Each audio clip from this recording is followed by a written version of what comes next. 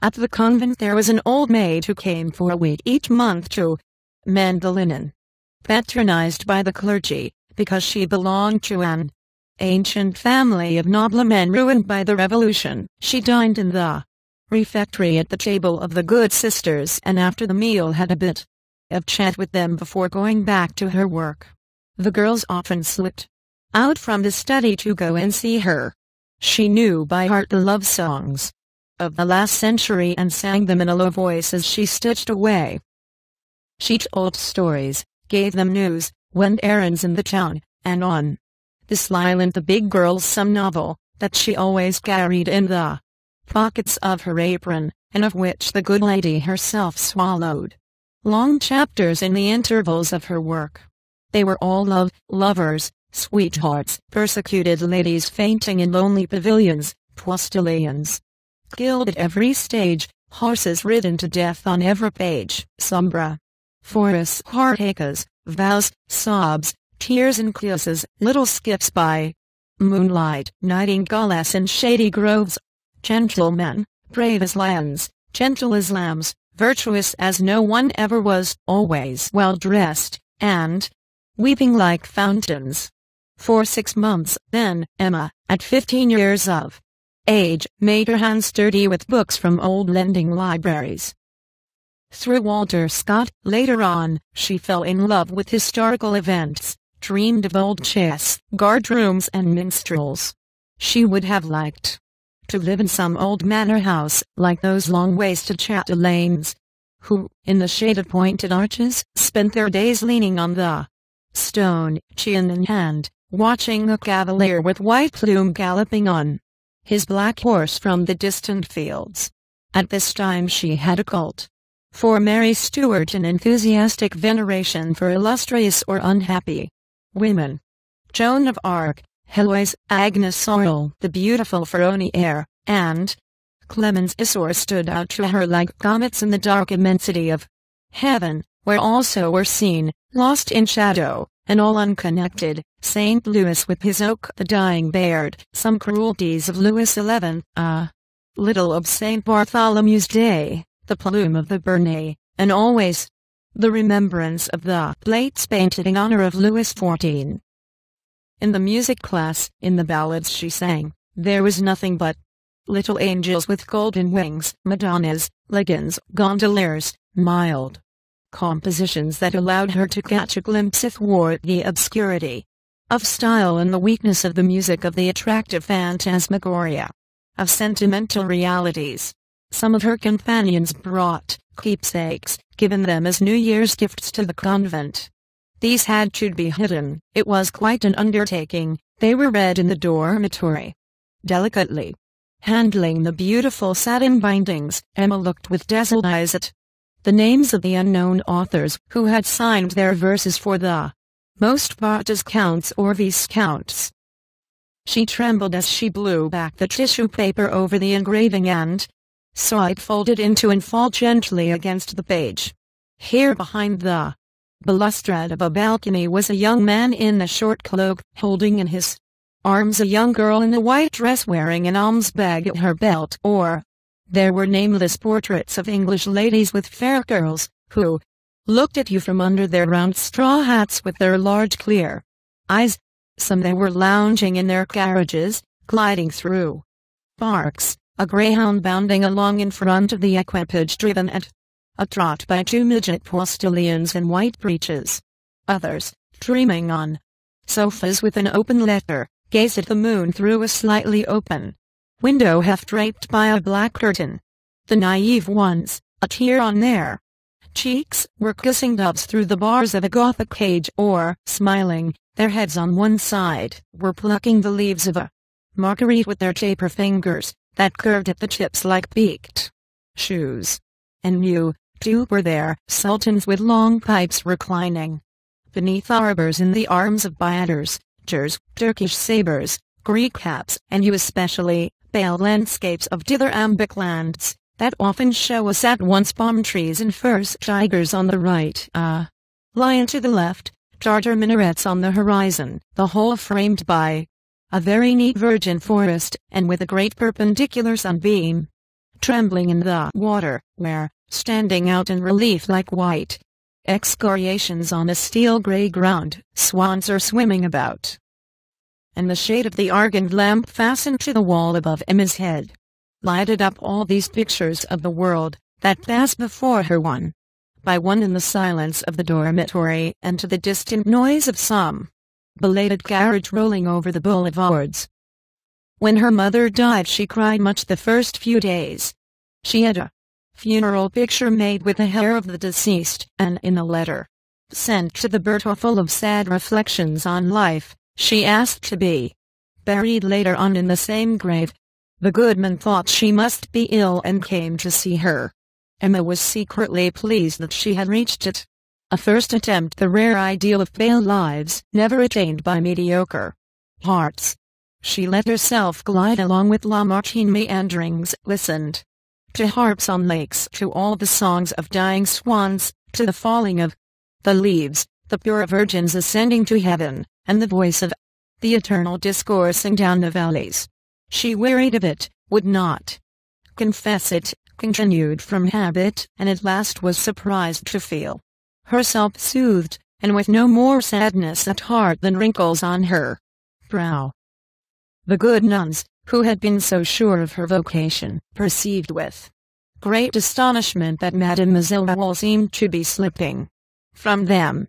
They had indeed been so lavish to her of prayers, retreats, novenas, and sermons. They had so often preached the respect due to saints and martyrs, and given so much good advice as to the modesty of the body and the salvation of her soul, that she did as tightly reined horses. She pulled up short and the bit slipped from her teeth.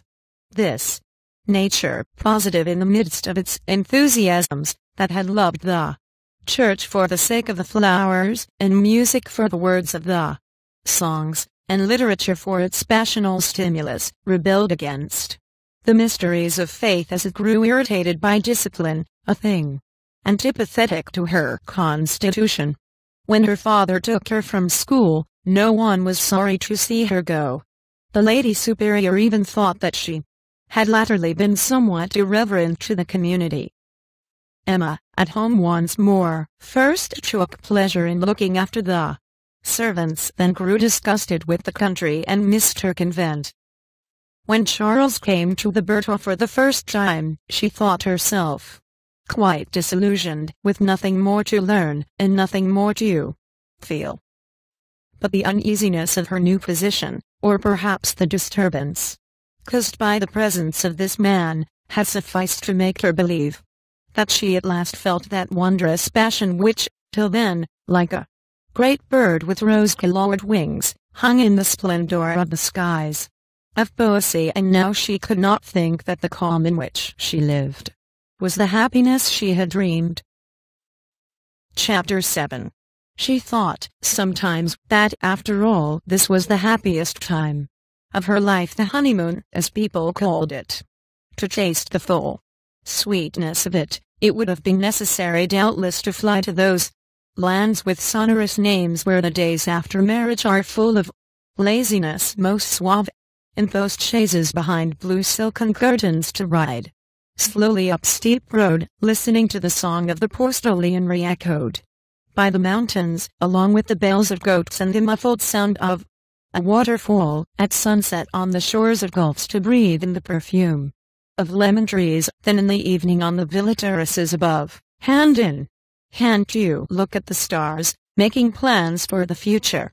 It seemed to her that certain places on earth must bring happiness, as a plant peculiar to the soil, and that cannot thrive elsewhere.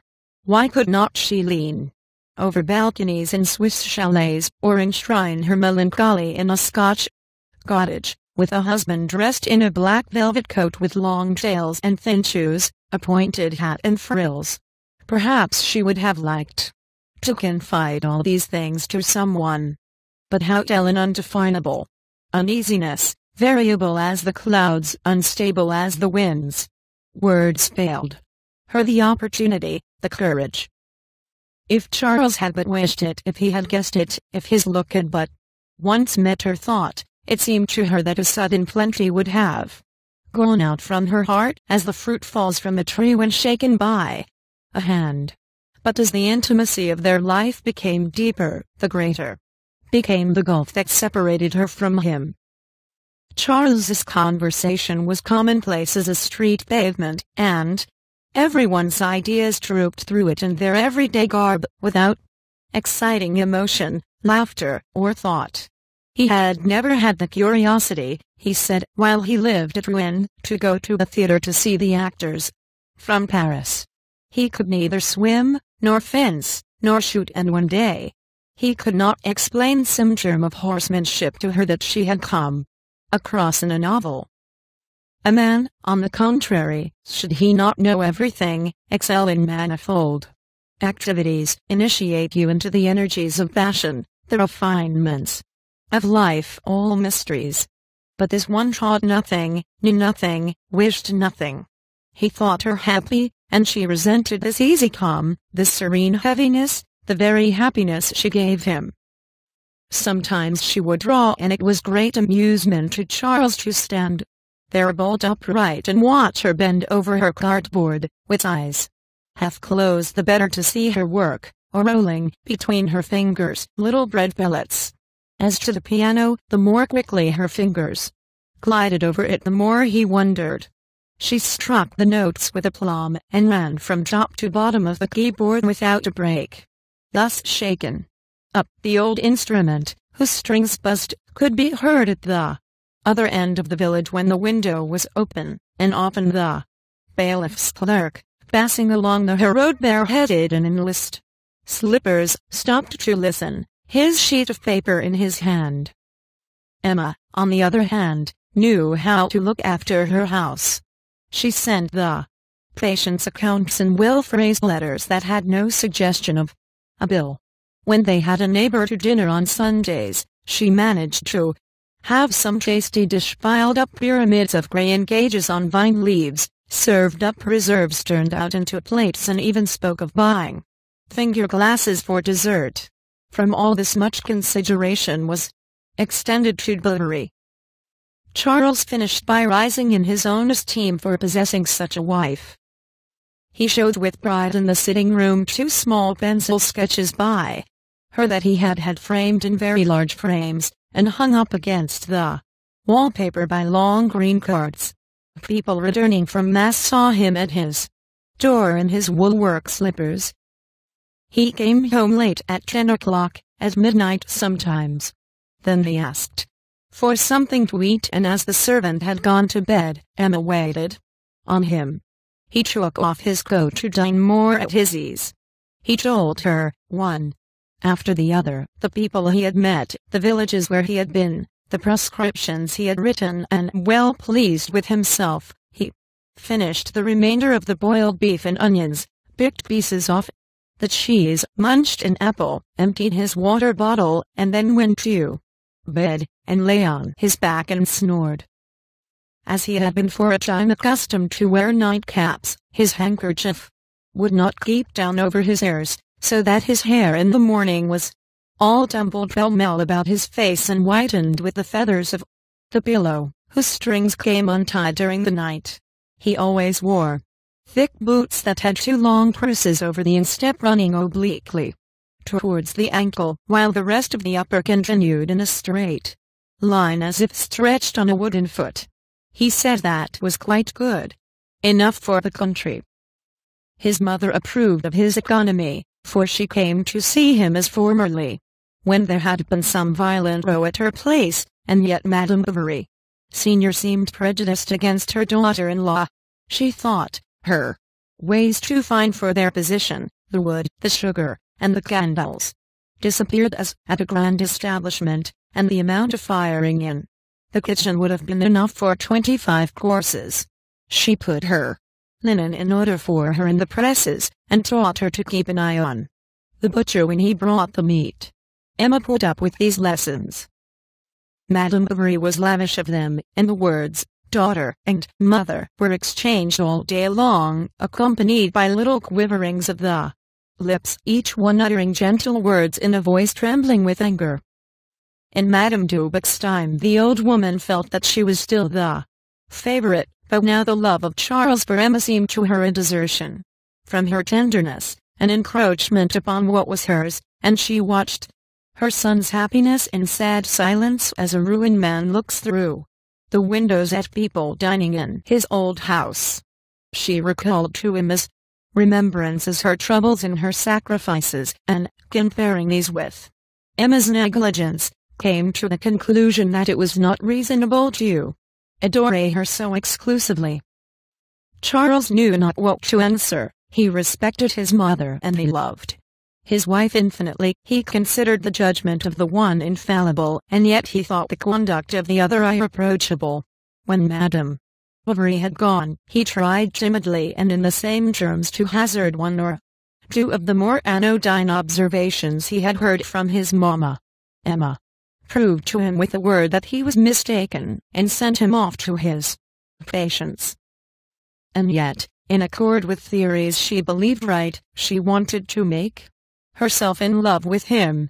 By moonlight in the garden she recited all the passionate rhymes she knew by heart, and sang to him many melancholy adagios, but she found herself as calm after as before, and Charles seemed no more amorous and no more moved. When she had thus for a while struck the flint on her heart without getting a spark, incapable, moreover, of understanding what she did, not experiences of believing anything that did not present itself in conventional forms, she persuaded herself without difficulty that Charles's passion was nothing very exorbitant. His outbursts became regular. He embraced her at certain fixed times. It was one habit among other habits, and, like a dessert, looked forward to after the monotony of dinner. A gamekeeper, cured by the doctor of inflammation of the lungs, had given Madame a little Italian greyhound. She took her out walking, for she went out sometimes in order to be alone for a moment, and not to see before her eyes the eternal garden and the dusty road. She went as far as the beaches of Bagneville, near the deserted pavilion which forms an angle of the wall on the side of the country. Amidst the vegetation of the ditch there are long reeds with leaves that cut you. She began by looking round her to see if nothing had changed since last she had been there. She found again in the same places the foxgloves and wallflowers, the beds of nettles growing round the big stones, and the patches of lichen along the 3 windows, whose shutters, always closed, were rotting away on their rusty iron bars. Her thoughts, aimless at first, wandered at random, like her greyhound, who ran round and round in the fields, yelping after the yellow butterflies chasing the shrew mice or nibbling the poppies on the edge of a cornfield. Then gradually her ideas took definite shape, and sitting on the grass that she dug up with little prods of her sunshade, Emma repeated to herself, "Good heavens! Why did I marry?" She asked herself if by some other chance combination it would have not been possible to meet another man, and she tried to imagine what would have been these unrealized events, this different life, this unknown husband. All, surely, could not be like this one. He might have been handsome, witty, distinguished, attractive, such as, no doubt, her old companions of the convent had married. What were they doing now? In town, with the noise of the streets, the buzz of the theaters and the lights of the ballroom, they were living lives where the heart expands, the senses burgeon out. But her life was cold as a garret whose dormer window looks on the north, and ennui, the silent spider, was weaving its web in the darkness in every corner of her heart. She recalled the prize days, when she mounted the platform to receive her little crowns, with her hair in long plaits. In her white frock and open prunella shoes she had a pretty way, and when she went back to her seat, the gentlemen bent over her to congratulate her. The courtyard was full of carriages, farewells were called to her through their windows, the music master with his violin case bowed in passing by. How far all of this? How far away? She called Julie, took her between her knees, and smoothed the long delicate head, saying, "Come, kiss mistress, you have no troubles." Then noting the melancholy face of the graceful animal who yawned, slowly she softened, and comparing her to herself, spoke to her aloud, as to somebody in trouble whom one is consoling. Occasionally there came gusts of winds, breezes from the sea rolling in one sweep over the whole plateau of the cow country, which brought even to these fields a salt freshness. The rushes, close to the ground, whistled, the branches trembled in a swift rustling, while their summits, ceaselessly swaying, kept up a deep murmur. Emma drew her shawl round her shoulders and rose. In the avenue a green light dimmed by the leaves lit up the short moss that crackled softly beneath her feet. The sun was setting, the sky showed red between the branches, and the trunks of the trees, uniform and planted in a straight line, seemed a brown colonnade standing out against a background of gold. A fear took hold of her. She called Julie, and hurriedly returned to Toasts by the high road, threw herself into an armchair, and for the rest of the evening did not speak. But towards the end of September something extraordinary fell upon her life. She was invited by the Marquis d'Andervilliers to Vaubyessard, Secretary of State under the Restoration. The Marquis, anxious to re-enter political life, set about preparing for his candidature to the Chamber of Deputies long beforehand. In the winter he distributed a great deal of wood, and in the Conseil General always enthusiastically demanded new roads for his arrondissement. During the dog days he had suffered from an abscess, which Charles had cured as if by miracle by giving a timely little touch with the lancet. The steward sent to Toasts to pay for the operation reported in the evening that he had seen some superb cherries in the doctor's little garden. Now cherry trees did not thrive at Vaubyessard. The Marquis asked Bovary for some slips, made it his business to thank his personally, saw Emma, thought she had a pretty figure, and that she did not bow like a peasant, so that he did not think he was going beyond the bounds of condescension, nor, on the other hand, making a mistake in inviting the young couple. On Wednesday at 3 o'clock, Monsieur and Madame Bovary, seated in their dog-cart, set out for Vaubyessard, with the great trunk strapped on behind and a bonnet box in front of the apron. Besides these Charles held a bandbox between his knees.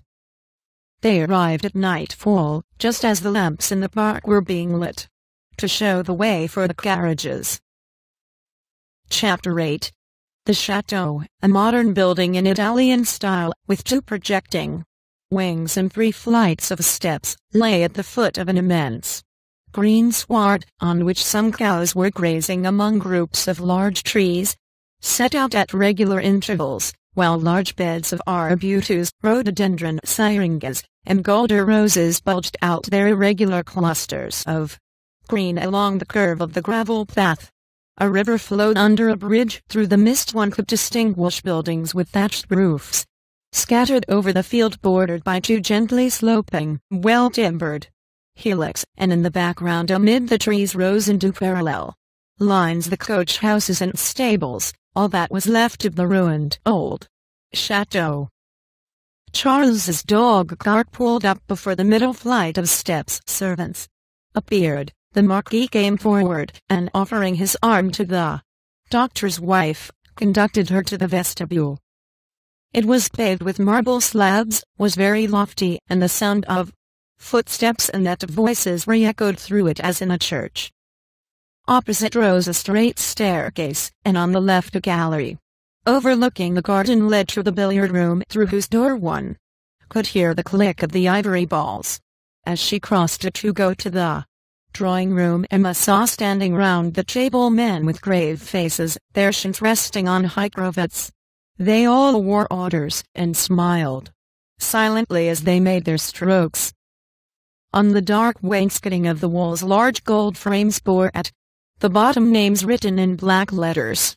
She read, Jean Antoine d'Andervilliers d'Ibervonville, Count de la Vaubyessard and Baron de la Fresnay, killed at the Battle of Caltros on the 20th of October, 1587. And on another, Jean-Antoine Henri Guy d'Andrevillers de Vaubyessard, Admiral of France and Chevalier of the Order of St. Michael, wounded at the Battle of the Hauts-Saint-Vos on the 29th of May, 1692, died at Vaubyessard on the 23rd of January, 1693. One could hardly make out those that followed, for the light of the lamps lowered over the green cloth threw a dim shadow round the room, burnishing the horizontal pictures. It broke up against these indelicate lines where there were cracks in the varnish, and from all these great black squares, framed in with gold, stood out here and there some lighter portion of the painting, a pale brow, two eyes that looked at you, perruques flowing over, and powdering red-coated shoulders, or the buckle of a garter above a well-rounded calf. The Marquis opened the drawing-room door. One of the ladies, the Marchioness herself, came to meet Emma. She made her sit down by her on an ottoman, and began talking to her as amicably as if she had known her a long time. She was a woman of about 40, with fine shoulders, a hook nose, a drawling voice, and on this evening she wore over her brown hair a simple gui perfectu that fell in a point at the back. A fair young woman sat in a high-backed chair in a corner, and gentlemen with flowers in their buttonholes were talking to ladies round the fire. At 7 dinner was served. The men, who were in the majority, sat down at the first table in the vestibule, the ladies at the second in the dining room with the Marquis and Marchioness. Emma, on entering, felt herself wrapped round by the warm air, a blending of the perfume of flowers and of the fine linen, of the fumes of the viands, and the odor of the truffles. The silver dish covers reflected the lighted wax candles in the candelabra, the cut crystal covered with light steam reflected from one to the other pale rays. Bouquets were placed in a row the whole length of the table, and in the large bordered plates each napkin, arranged after the fashion of a bishop's mitre, held between its two gaping folds a small oval-shaped roll. The red claws of lobsters hung over the dishes, rich fruit in open baskets was piled up on moss. There were quails in their plumage. Smoke was rising, and in silk stockings, knee breeches, white cravat, and frilled shirt, the steward, grave as a judge, offering ready carved dishes between the shoulders of the guests, with a touch of the spoon, gave you the piece chosen. On the large stove of porcelain inlaid with copper baguettes, the statue of a woman, draped to the chin, gazed motionless on the room full of life. Madame Bovary noticed that many ladies had not put their gloves in their glasses. But at the upper end of the table, alone amongst all these women, bent over his full plate, and his napkin tied round his neck like a child, an old man sat eating, letting drops of gravy drip from his mouth. His eyes were bloodshot, and he wore a little queue tied with black ribbon. He was the Marquis's father-in-law, the old Duc de la Bordere, once on a time favorite of the Count d'Artois. In the days of the Vaudreuil hunting parties at the Marquis de Conflans had been, it was said, the lover of Queen Marie Antoinette between Monsieur de Coigny and Monsieur de Lauzun. He had lived a life of noisy debauch, full of duels, bets, elopements. He had squandered his fortune and frightened all his family. A servant behind his chair named aloud to him in his ear the dishes that he pointed to, stammering, and constantly Emma's eyes turned involuntarily to this old man with hanging lips as to something extraordinary. He had lived at court and slept in the bed of queens. Iced champagne was poured out. Emma shivered all over as she felt it cold in her mouth. She had never seen pomegranates nor tasted pineapples. The powdered sugar even seemed to her whiter and finer than elsewhere. The ladies afterwards went to their rooms to prepare for the ball. Emma made her toilette with the fastidious care of an actress on her debut. She did her hair according to the directions of the hairdresser, and put on the barège dress spread out upon the bed. Charles's trousers were tight across the belly, "My trouser straps will be rather awkward for dancing," he said. "Dancing?" repeated Emma. "Yes." "Why, you must be mad. They would make fun of you. Keep your place. Besides, it is more becoming for a doctor," she added. Charles was silent. He walked up and down waiting for Emma to finish dressing. He saw her from behind in the glass between two lights. Her black eyes seemed blacker than ever. Her hair, undulating towards the ears, shone with a blue luster. A rose in her chignon trembled on its mobile stalk, with artificial dewdrops on the tip of the leaves. She wore a gown of pale saffron trimmed with 3 bouquets of pompon roses mixed with green. Charles came and kissed her on her shoulder. "Let me alone," she said. "You are tumbling me." One could hear the flourish of the violin and the notes of a horn. She went downstairs, restraining herself from running. Dancing had begun. Guests were arriving. There was some crushing. She sat down on a form near the door. The quadrille over, the floor was occupied by groups of men standing up and talking, and servants in livery bearing large trays. Along the line of seated women, painted fans were fluttering, bouquets half-hid smiling faces and gold-stopper scent bottles were turned in partly closed hands, whose white gloves outlined the nails and tightened on the flesh. At the wrists, lace trimmings, diamond brooches, medallion bracelets trembled on bodices, gleamed on breasts, clinked on bare arms. The hair, well smoothed over the temples and knotted at the nape, bore crowns, or bunches, or sprays of metasotis, jasmine, pomegranate blossoms, ears of corn, and cornflowers. Calmly seated in their places, mothers with forbidding countenances were wearing red turbans. Emma's heart beat rather faster when, her partner holding her by the tips of the fingers, she took her place in a line with the dancers, and waited for the first note to start. But her emotion soon vanished, and swaying to the rhythm of the orchestra, she glided forward with slight movements of the neck. A smile rose to her lips at certain delicate phrases of the violin that sometimes played alone while the other instruments were silent. One could hear the clear clink of the Louis d'Or that were being thrown down upon the card tables in the next room. Then all struck again. The cornet piston uttered its sonorous note, feet marked time, skirts swelled and rustled, hands touched and parted, the same eyes falling before you met yours again. A few men, some 15 or so, of 25 to 40, scattered here and there among the dancers or talking at the doorways, distinguished themselves from the crowd by a certain air of breeding, whatever their differences in age, dress or face. Their clothes, better made, seemed of finer cloth, and their hair, brought forward in curls towards the temples, glossy with more delicate pomades.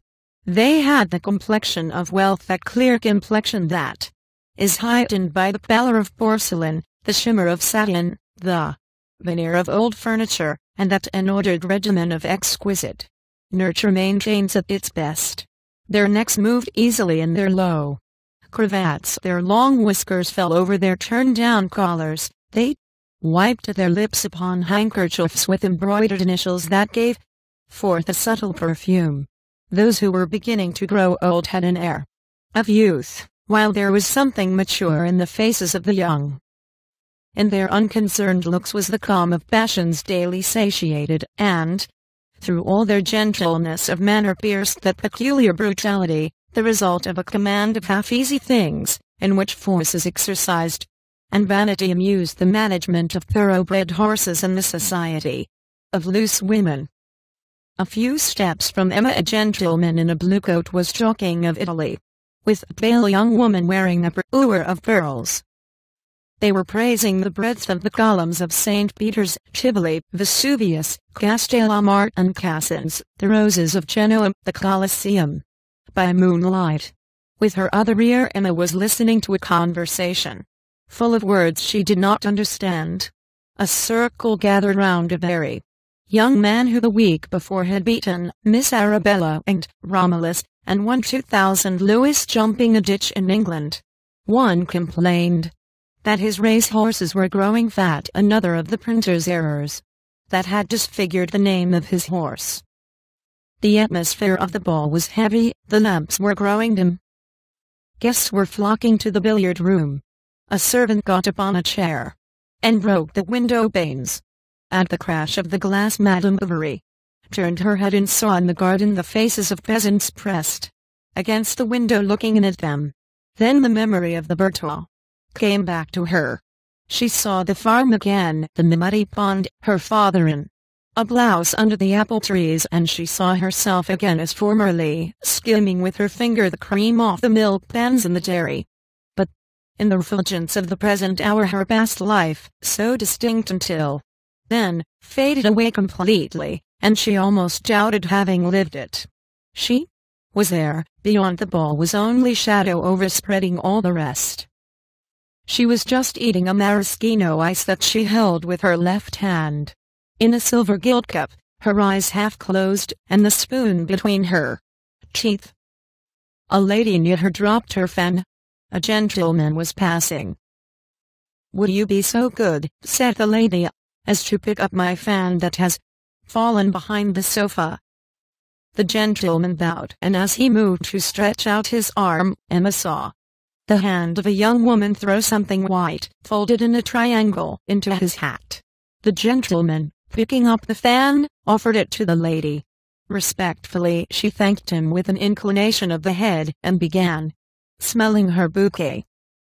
After supper, where were plenty of Spanish and Rhine wines, soups a la biscanole diamants *, puddings a la Trafalgar, and all sorts of cold meats with jellies that trembled in the dishes, the carriages one after the other began to drive off, raising the corners of the muslin curtain. One could see the light of their lanterns glimmering through the darkness.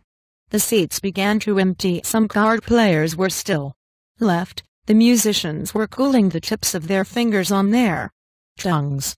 Charles was half asleep, his back propped against a door. With almond milk. At 3 o'clock the cotillion began. Emma did not know how to waltz.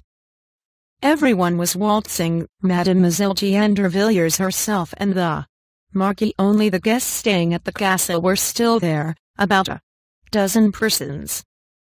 One of the waltzers, however, who was familiarly called Viscount, and whose low-cut waistcoat seemed molded to his chest, came a second time to ask Madame Bovary to dance, assuring her that he would guide her, and that she would get through it very well. They began slowly, then went more rapidly. They turned. All around them was turning the lamps, the furniture, the wainscoting, the floor, like a disc on a pivot.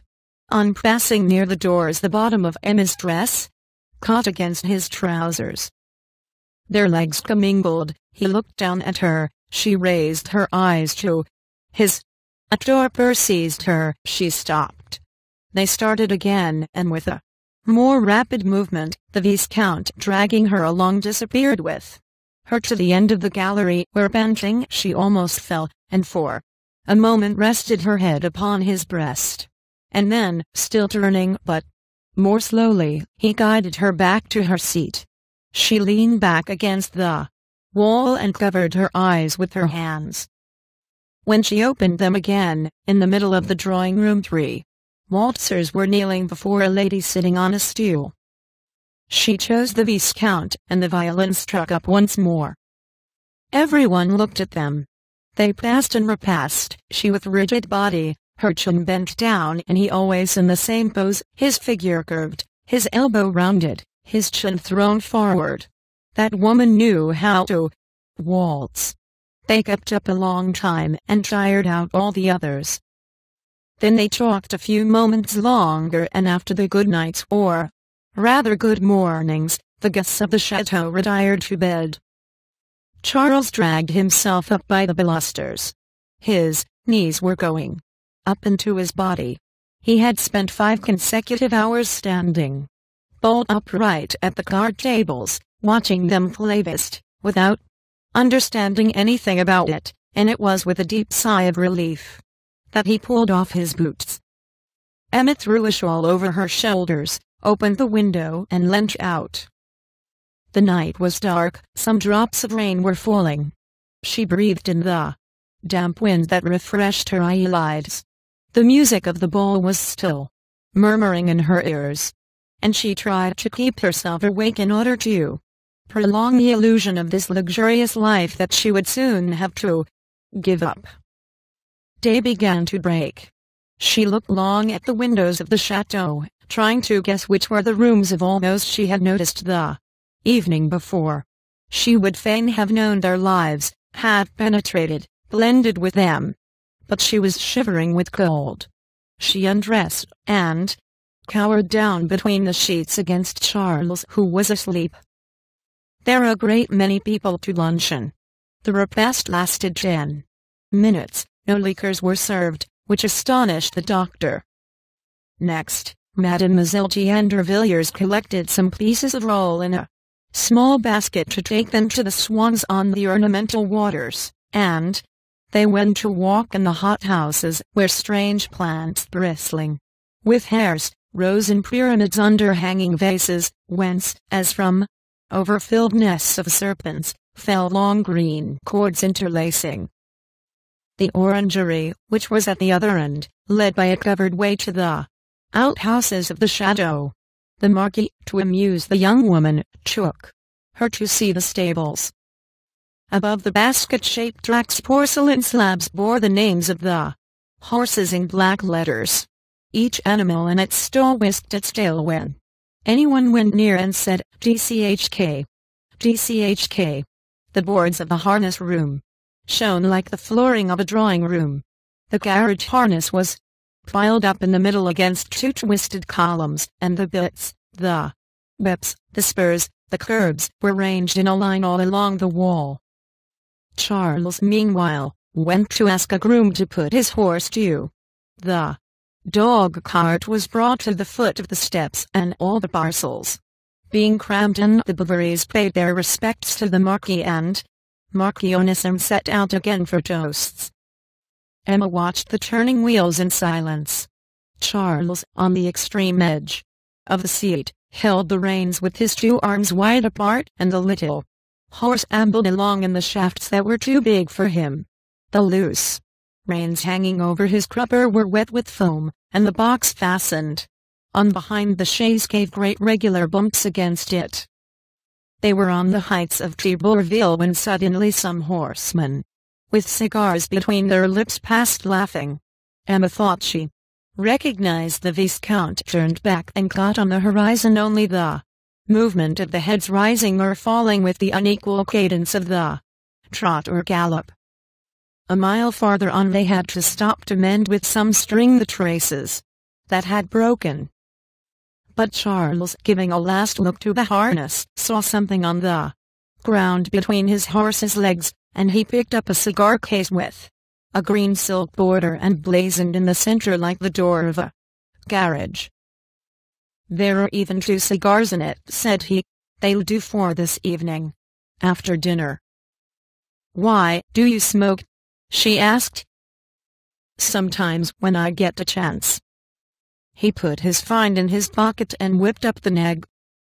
When they reached home the dinner was not ready. Madame lost her temper. Nastasy answered rudely. "Leave the room," said Emma. "You are forgetting yourself. I give you warning." For dinner there was onion soup and a piece of veal with sorrel. Charles, seated opposite Emma, rubbed his hands gleefully. "How good it is to be at home again." Nastasy could be heard crying. He was rather fond of the poor girl. She had formerly, during the wearisome time of his widowhood, kept him company many an evening. She had been his first patient, his oldest acquaintance in the place. "Have you given her warning for good?" he asked at last. "Yes. Who is to prevent me?" she replied.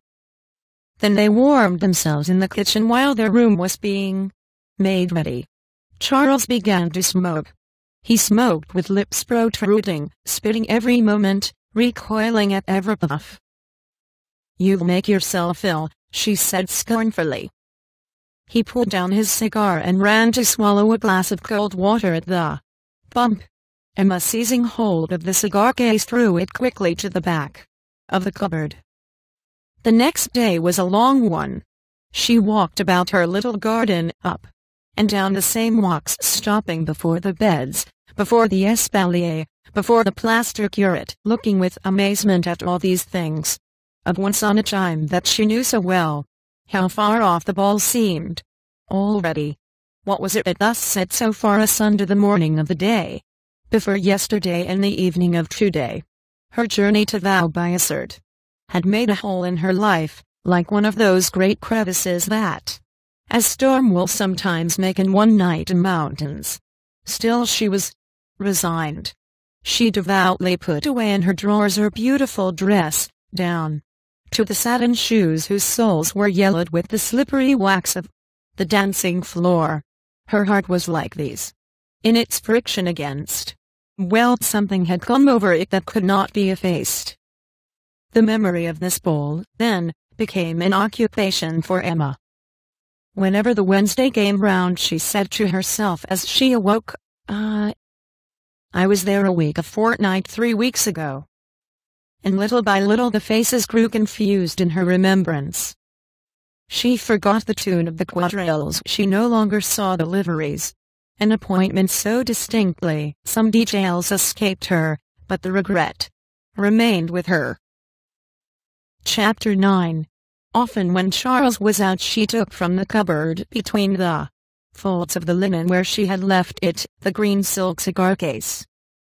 She looked at it, opened it, and even smelt the odor of the lining, a mixture of verbena and tobacco. Whose was it? The Viscount's? Perhaps. It was a present from his mistress.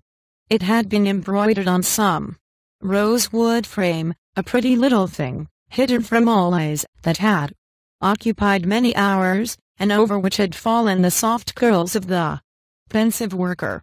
A breath of love had passed over the stitches on the canvas, each prick of the needle had fixed there a hope or a memory, and all those interwoven threads of silk were but the continuity of the same silent passion. And then one morning the Viscount had taken it away with him. Of what had they spoken when it lay upon the wide-mantled chimneys between flower vases and pompadour clocks? She was at Josse, he was at Paris now, far away. What was this Paris like? What a vague name. She repeated it in a low voice, for the mere pleasure of it. It rang in her ears like a great cathedral bell. It shone before her eyes, even on the labels of her pomade pots. At night, when the carriers passed under her windows in their carts, singing the Marjolaine, she awoke and listened to the noise of the iron-bound wheels, which, as they gained the country road, was soon deadened by the soil. They will be there tomorrow, she said to herself. And she followed them and thought up and down the hills, traversing villages, gliding along the high roads by the light of the stars. At the end of some indefinite distance there was always a confused spot, into which her dream died. She bought a plan of Paris, and with the tip of her finger on the map, she walked about the capital. She went up the boulevards, stopping at every turning between the lines of the streets, in front of the white squares that represented the houses. At last she would close the lids of her weary eyes, and see in the darkness the gas jets flaring in the wind, and the steps of carriages lowered with much noise before the peristyles of theatres. She took in La Corbeille, A Lady's Journal, and Ma Sylphie des Salons. She devoured, without skipping a word, all the accounts of first nights, races, and soirees, took interest in the debut of a singer, in the opening of a new shop. She knew the latest fashions, the addresses of the best tailors, the days of the Bois and the Opera. In Eugene Sue she studied descriptions of furniture, she read Balzac and George Sand, seeking in them imaginary satisfaction for her own desires. Even at table she had her book by her, and turned over the pages, while Charles ate and talked to her. The memory of the Viscount always returned as she read. Between him and the imaginary personages she made comparisons. But the circle of which he was the center gradually widened round him, and the aureole that he bore, fading from his form, broadened out beyond, lighting up her other dreams. Paris, more vague than the ocean, glimmered before Emma's eyes. Atmosphere of vermilion. The many lives that stirred amid this tumult were, however, divided into parts, classed as distinct pictures. Emma perceived only 2 or 3 that hid from her all the rest, and in themselves represented all humanity. The world of ambassadors moved over polished floors in drawing-rooms lined with mirrors, round oval tables covered with velvet and gold-fringed cloths. There were dresses with trains, deep mysteries, anguish hidden beneath smiles. Then came the society of the duchesses. All were pale, all got up at 4 o'clock. The women, poor angels, wore English point on their petticoats, and the men, unappreciated geniuses under a frivolous outward seeming, rode horses too. Death at pleasure parties, spent the summer season at Baden, and towards the 40s married heiresses. In the private rooms of restaurants, where one sups after midnight by the light of wax candles, laughed the motley crowd of men of letters and actresses. They were prodigal as kings, full of ideal, ambitious, fantastic frenzy.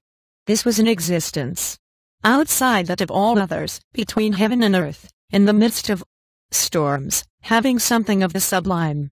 For the rest of the world it was lost, with no particular place and as if non-existent. The nearer things were, moreover, the more her thoughts turned away from them. All her immediate surroundings, the wearisome country, the middle class, imbeciles, the mediocrity of existence, seemed to her exceptional, a peculiar chance that had got hold of her, while beyond stretched, as far as I could see, an immense land of joys and passions. She confused in her desire the sensualities of luxury with the delights of the heart, elegance of manners with delicacy of sentiment. Did not love, like Indian plants, need a special soil, a particular temperature? Signs. By moonlight, long embraces, tears flowing over yielded hands, all the fevers of the flesh and the languors of tenderness could not be separated from the balconies of great castles full of indolence, from boudoirs with silken curtains and thick carpets, well filled flower stands, a bed on a raised dais, nor from the flashing of precious stones and the shoulder knots of liveries. The lad from the posting house who came to groom the mare every morning passed through the passage with his heavy wooden shoes. There were holes in his blouse, his feet were bare endless slippers, and this was the groom in knee breeches with whom she had should be content. His work done, he did not come back again all day, for Charles on his return put up his horse himself, and saddled him and put on the halter, while the servant girl brought a bundle of straw and threw it as best she could into the manger. To replace Nastasia, who left ghosts shedding torrents of tears, Emma took into her service a young girl of 14, an orphan with a sweet face. She forbade her wearing cotton caps, taught her to address her in the third person, to bring a glass of water on a plate, to knock before coming into a room, to iron, starch, and to dress her, wanted to make a lady's maid of her. The new servant obeyed without a murmur, so as not to be sent away, and as Madame usually left the key in the sideboard, fell aside every evening, took a small supply of sugar that she ate alone in her bed after she had said her prayers. Sometimes in the afternoon she went to chat with the postilions. Madame was in her room upstairs. She wore an open dressing gown that showed between the shawl facings of her bodice a pleated chemisette with 3 gold buttons. Her belt was a corded girdle with grey tassels, and her small garnet-colored slippers had a large knot of ribbon that fell over her instep. She had bought herself a blotting book, writing case, pen holder, and envelopes, although she had no one to write to. She dusted her whatnot, looked at herself in the glass, picked up a book, and then, dreaming between the lines, let it drop on her knees. She longed to travel or to go back to her convent. She wished at the same time to die and to live in Paris. Charles in snow and rain trotted across country.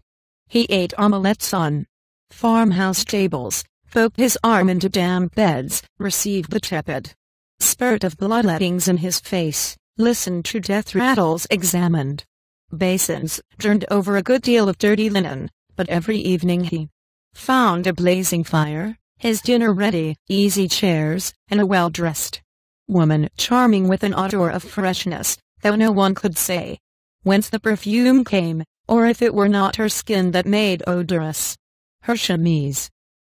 She charmed him by numerous attentions. Now it was some new way of arranging paper sconces for the candles, a flounce that she altered on her gown, or an extraordinary name for some very simple dish that the servant had spoilt but that Charles swallowed with pleasure to the last mouthful.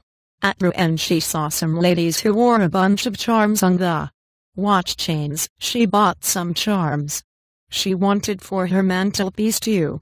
Large blue glass vases, and some time after an ivory necessaire with a silver gilt thimble. The less Charles understood these refinements, the more they seduced him. They added something to the pleasure of the senses and to the comfort of his fireside. It was like a golden dust sanding all along the narrow path of his life. He was well, looked well, his reputation was firmly established. The country folk loved him because he was not proud. He petted the children, never went to the public house, and, moreover, his morals inspired confidence. He was specially successful with gadders and chest complaints. Being much afraid of killing his patients, Charles in fact only prescribed sedatives, from time to time an emetic, a foot bath or leeches. It was not that he was afraid of surgery. He bled people copiously like horses, and for the taking out of teeth he had the devil's own wrist.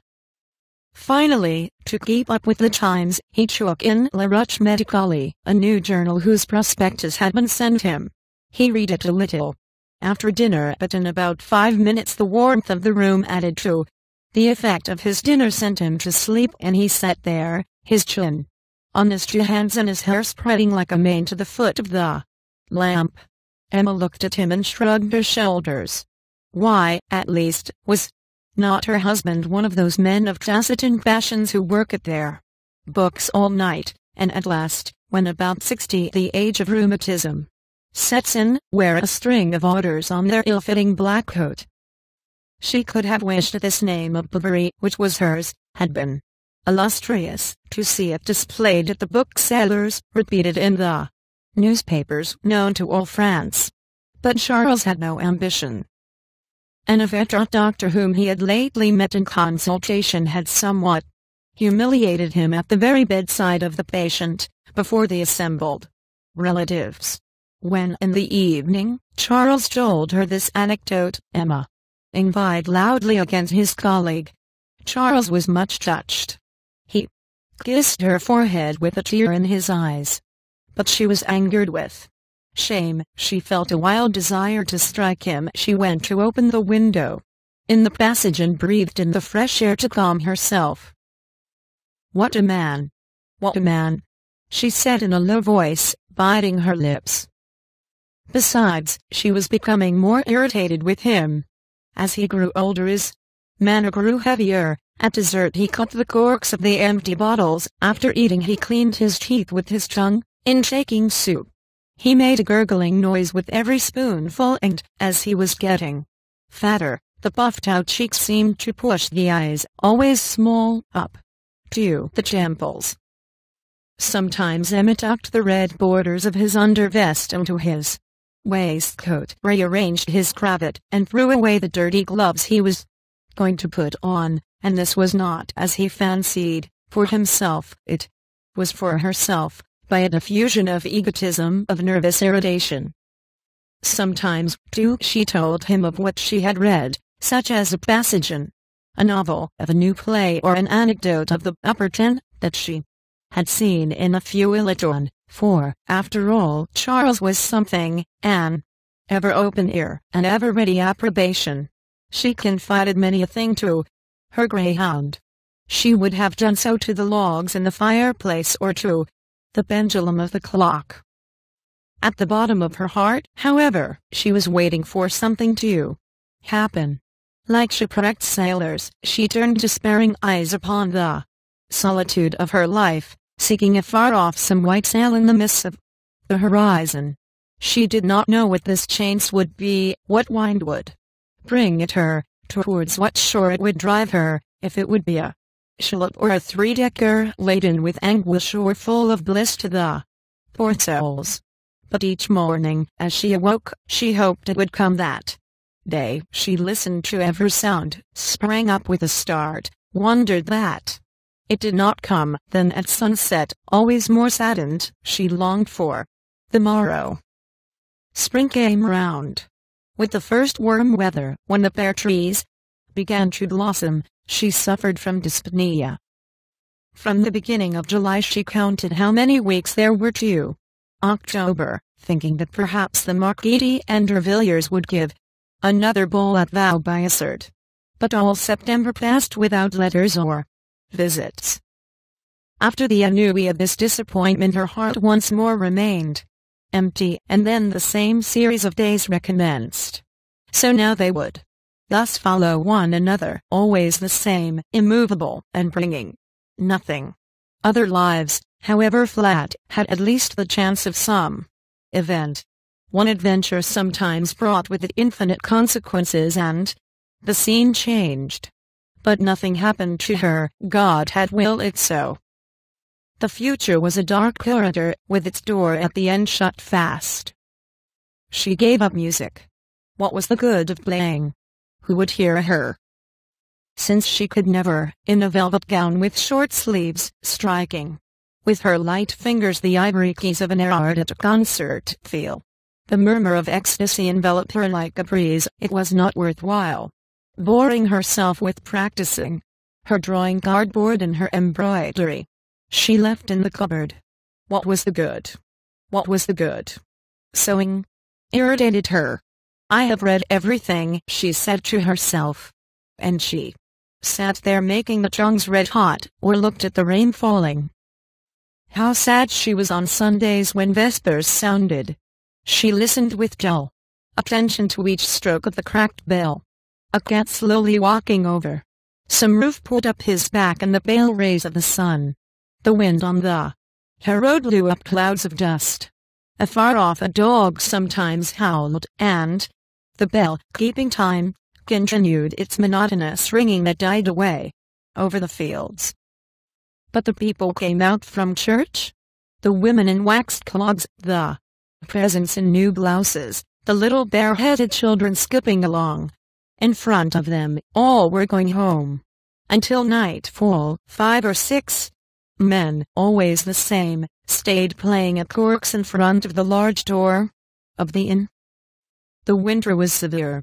The windows every morning were covered with rim, and the light shining through them, dim as through ground glass, sometimes did not change the whole day long. At 4 o'clock the lamp had to be lighted. On fine days she went down into the garden. The dew had left on the cabbages a silver lace with long transparent threads spreading from one to the other. No birds were to be heard, everything seemed asleep, the espalier covered with straw, and the vine, like a great sick serpent, under the coping of the wall, along which on drawing near one saw the many-footed woodlice crawling. Under the spruce by the hedgerow, the curé in the three-cornered hat reading his breviary had lost his right foot, and the very plaster, scaling off with the frost, had left white scabs on his face. Then she went up again, shut her door, put on coals, and fainting with the heat of the hearth, felt her boredom weigh more heavily than ever. She would have liked to go down and talk to the servant, but a sense of shame restrained her. Every day at the same time the schoolmaster in a black skullcap opened the shutters of his house, and the rural policeman, wearing his saber over his blouse, passed by. Night and morning the post horses, 3 by 3, crossed the street to water at the pond. From time to time the bell of a public house door rang, and when it was windy one could hear the little brass basins that served as signs for the hairdresser's shop creaking on their 2 rods. This shop had as decoration an old engraving of a fashion plate stuck against a window pane and the wax bust of a woman with yellow hair.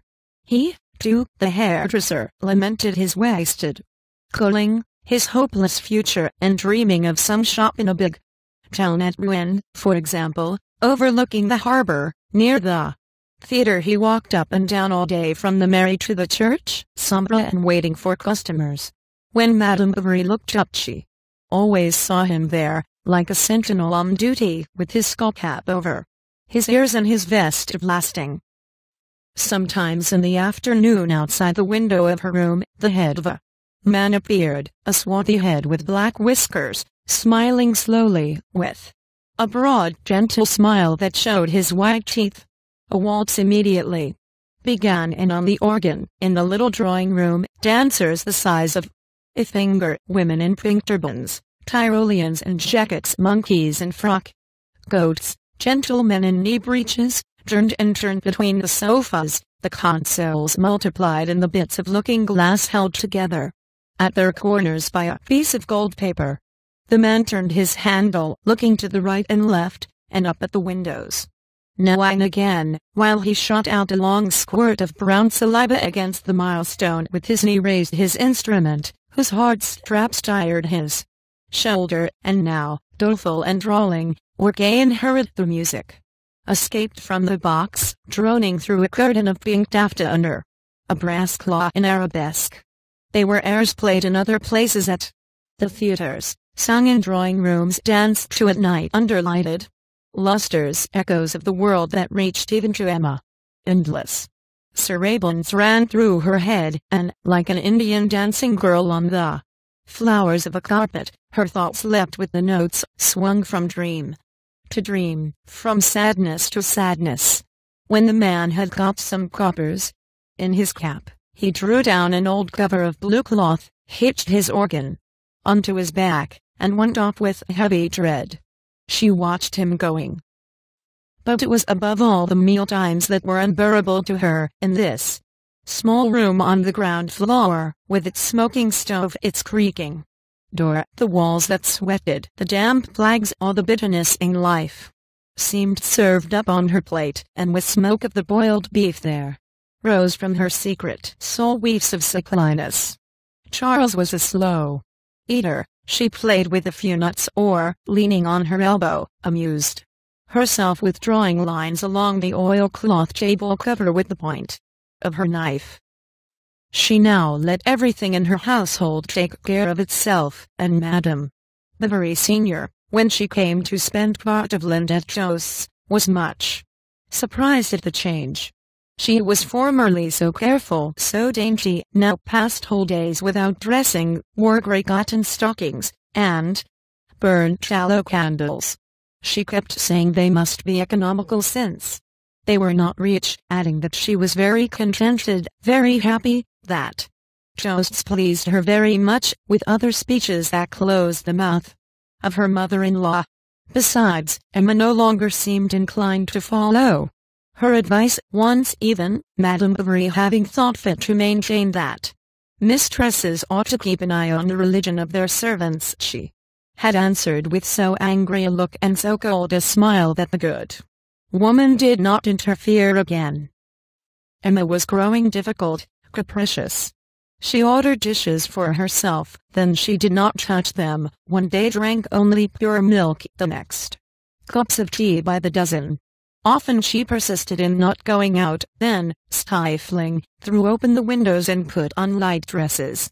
After she had well scolded her servant, she gave her presents or sent her out to see neighbors, just as she sometimes threw beggars all the silver in her purse, although she was by no means tender-hearted or easily accessible to the feelings of others, like most country-bred people, who always retain in their souls something of the honey hardness of the paternal hands. Towards the end of February, old Raoul, in memory of his cure himself, brought his son-in-law a superb turkey, and stayed 3 days at Jost's. Charles being with his patients, Emma kept him company. He smoked in the room, spat on the fiery dogs, talked farming, calves, cows, poultry, and municipal council, so that when he left she closed the door on him with a feeling of satisfaction that surprised even herself.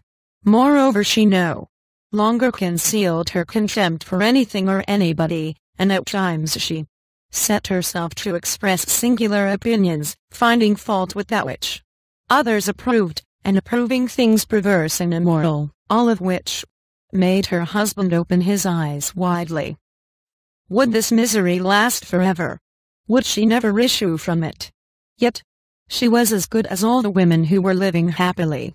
She had seen duchesses at Vaubyessard with clumsier waists and commoner ways, and she execrated the injustice of God.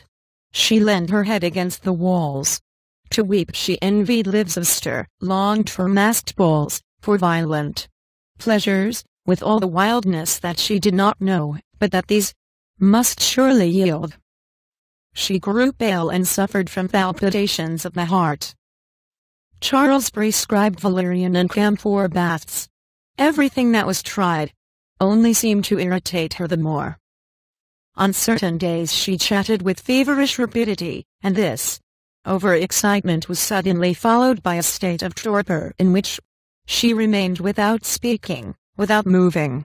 What then revived her was pouring a bottle of eau de cologne over her arms.